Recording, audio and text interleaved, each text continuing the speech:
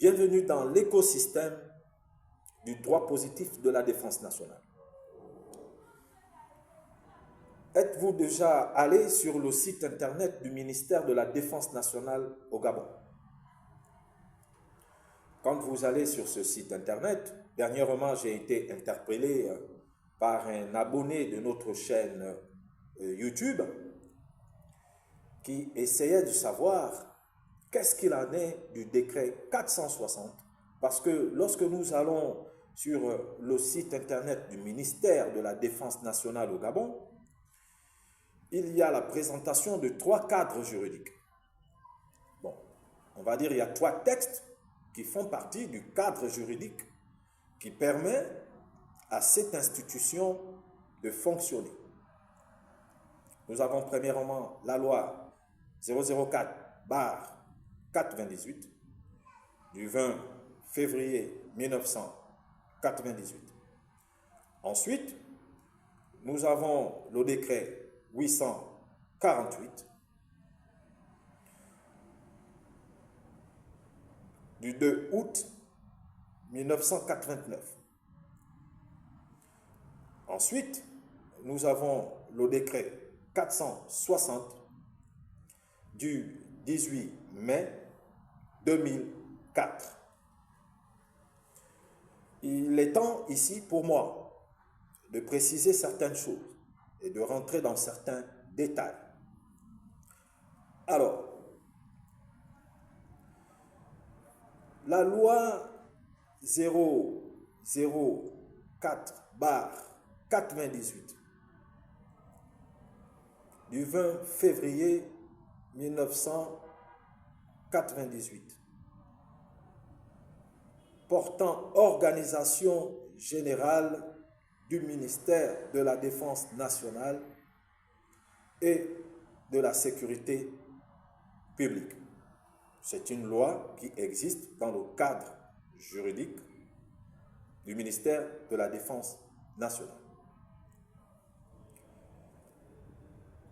Le décret 848/PR/MDN/ACSP du 2 août 1989 fixant les attributions et portant organisation du ministère de la Défense nationale. C'est un décret qui fait partie du cadre juridique du ministère de la Défense nationale. Le décret numéro 460/PR/MDN du 18 mai 2004 est également un texte qui fait partie du cadre juridique du ministère de la Défense nationale. Je voudrais préciser certaines choses. Ce décret 460/PR/MDN portant modification des dispositions des articles 6 et 8 du décret 848 fixant les attributions et portant modification du ministère de la Défense nationale. Ce texte, ce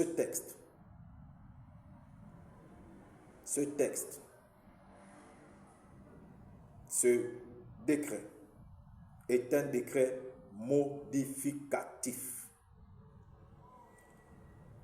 ce n'est pas un texte central, ce n'est pas à moi, je vais le préciser, de déterminer ce qui est un texte mineur ou alors un texte majeur dans le cadre de l'écosystème du droit positif de la défense nationale. Mais par contre, je peux donner certaines caractéristiques qui permettront à chacun d'entre vous d'évaluer combien un texte est lié aux autres textes et combien un texte apporte sa contribution dans le fonctionnement du ministère. Alors, sur le site internet, 3 textes. Décret 460, décret 848, loi 004/98. La loi 004/98, elle date du 20 février 1998. Elle a pour objet, elle est, on va dire, je vais énoncer, portant organisation générale du ministère de la Défense nationale et de la sécurité publique. Le texte intitulé Décret 460 date du 18 mai 2004. Ce texte-là, c'est un texte dont l'objet est la modification de 2 articles. L'article 6 et l'article 8. De quel décret? Du décret 848 du 2 août 1989. Alors, quel est l'objet du décret 848? J'énonce. Le décret 848/PR/MDN-AC-SP du 2 août 1989 fixant les attributions, je précise bien, et portant organisation du ministère de la Défense nationale. C'est ce texte-là qui est modifié au niveau de 2 articles. L'article 6 et l'article 8. Alors, quand ces 2 articles ont été modifiés, il a été nécessaire et indispensable par principe juridique, par procédure juridique, de faire sortir un autre décret qui modifie les 2 articles, l'article 6 et l'article 8 du décret 0848 du 2 août 1989. Alors, revenons sur ce fameux décret qui a permis de modifier le décret 848. Ce décret qui permet de modifier le décret 848, c'est le décret 460 du 18 mai 2004. Décret 460 du 18 mai 2004. Eh bien, la particularité de ce décret 460 du 18 mai 2004, c'est qu'il a 4 articles simplement. Ce décret a 4 articles. Simplement 4 articles. En dehors des 4 articles du décret, vous trouvez l'article 6 nouveau et vous trouverez également l'article 8 nouveau. Alors, je précise que l'article 6 nouveau et l'article 8 nouveau font partie du décret 460/PR MDN du 18 mai 2004 portant modification des dispositions des articles 6 et 8 du décret 848 du 2 août 1989. Alors, ce décret 460, ce n'est pas à moi de déterminer si c'est un décret majeur ou si c'est un décret mineur. Mais pour moi, pour le technicien et juriste que je suis, j'estime que ce décret a sa place dans le cadre juridique du ministère de la Défense nationale.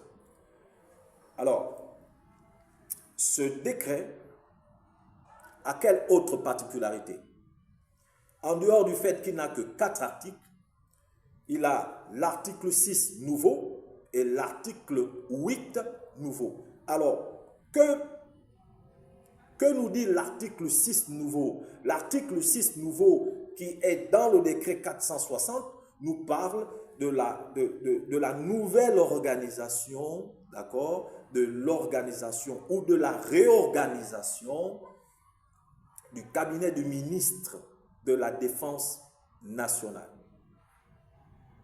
D'accord? À cette époque, nous avons comme ministre de la Défense nationale Ali Bongo Ondimba. À cette époque, il n'est pas encore président de la République. À cette époque, il est ministre de la Défense. Alors, ce décret 460, dans son article 6 nouveau, parle de la réorganisation, de la recomposition ou de la composition ou de la nouvelle composition du cabinet du ministre de la Défense. Maintenant, allons-y savoir. Allons-y savoir qui du président de la République ou du ministre de la Défense a demandé que le cabinet soit modifié ou remodifié. Ça, je ne sais pas. Mais une chose est sûre, l'ancien président de la République, le feu Omar, n'est plus de ce monde. Par contre, M. Ali Bongo est encore vivant. Maintenant, c'est une question secondaire. On n'est pas forcément obligé de savoir qui des deux, qui du père ou du fils, a demandé la modification de la composition du cabinet. Maintenant, ce que nous disons et ce que nous lisons dans l'article 8 nouveau, c'est quoi? C'est la recomposition ou la nouvelle composition du secrétariat général de la Défense nationale. Et dans cette recomposition du secrétariat général de la Défense nationale, on va purement et simplement constater que le secrétaire général, d'accord, doit être issu des forces de défense et qui doit être un officier des forces de défense. Et là, on lui donne deux secrétaires généraux adjoints. Et le premier secrétaire général adjoint doit également être un officier des forces de défense. Et le deuxième secrétaire général adjoint peut également être un officier des forces de défense. Mais par contre, celui-là n'est pas obligé forcément d'être un officier de force de défense. C'est pourquoi je dis qu'il peut être un officier de force de défense, parce qu'il y a une possibilité, ce poste de deuxième secrétaire général adjoint, ce poste, je précise bien, le deuxième secrétaire général adjoint peut être un civil, à condition qu'il soit fonctionnaire de la catégorie A et à condition qu'il soit de la hiérarchie A1. C'est ce que nous rapporte le texte. Donc, l'article 8 nouveau nous apprend des nouvelles choses. Une première, c'est que le secrétaire général principal, lui, il doit être issu des forces, ça doit être un officier de force de défense. Le premier secrétaire général adjoint doit également aussi, lui, impérativement être un officier de force de défense. Par contre, pour le deuxième secrétaire général adjoint, il y a une possibilité qu'il ne soit pas forcément un officier de force de défense, mais qu'il soit un haut fonctionnaire de la République avec une catégorie A et une hiérarchie A1. Voilà le décret 460. Je vais ajouter autre chose. Qu'est-ce que nous pouvons dire encore concernant le décret 460? En dehors du fait qu'il n'a que 4 articles, c'est un décret très technique qui a traité la question de la recomposition du cabinet du ministre et qui a traité également de la question de la recomposition du secrétariat général du ministère de la Défense nationale. En dehors de ça, qu'est-ce qu'on peut ajouter? On va ajouter que c'est un texte, ce décret a été signé par 4 grandes personnalités de notre pays, à commencer par le chef de l'État, le défunt chef de l'État, Feu Omar Bongo. Il a signé ce décret. Et nous avons à cette époque le ministre de la Défense nationale qui est le fils Ali Bongo. Il a signé ce décret en qualité de ministre de la Défense nationale. Nous avons le Premier ministre de la République à cette époque, nous avons Jean-François Toutouméman. Il a signé ce décret. Et enfin, nous avons le ministre des Finances à cette époque et du budget, M. Paul Tungui. Voici les 4 personnes qui ont signé ce décret. Et vous allez constater que la chambre juridique qui a été consultée, c'est purement et simplement le Conseil d'État. Nous sommes en 2004. Nous sommes le 18 mai 2004. Le décret 848, qui est du 2 août 1989, signé par le président Omar Bongo, est modifié plusieurs années plus tard.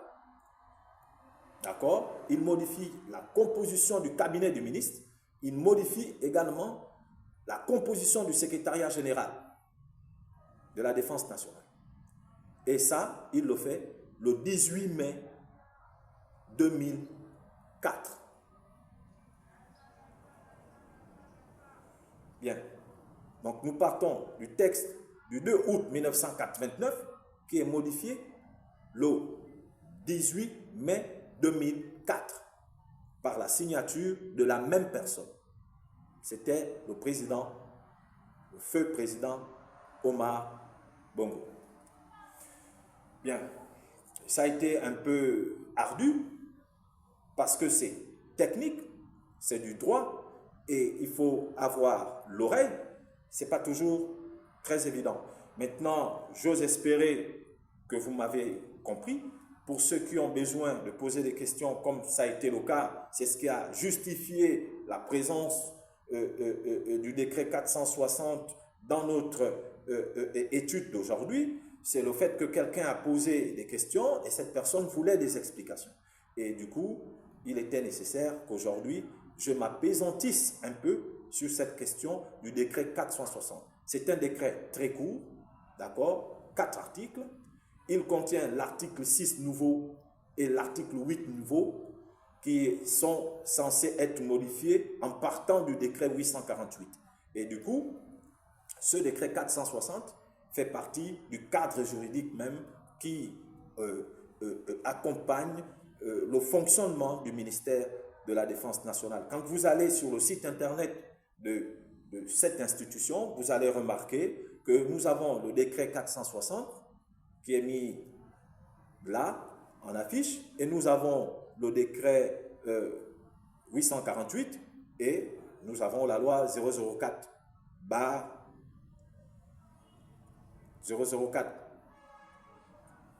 98 du 20 février 1998. Le décret 848, nous savons tous qu'il est du 2 août 1989. Maintenant, le décret 460, il est du 18 mai 2004. Bien. Peuple gabonais uni dans la concorde, c'est enfin notre sort vers la félicité. Honneur et fidélité à la patrie. Je vous remercie.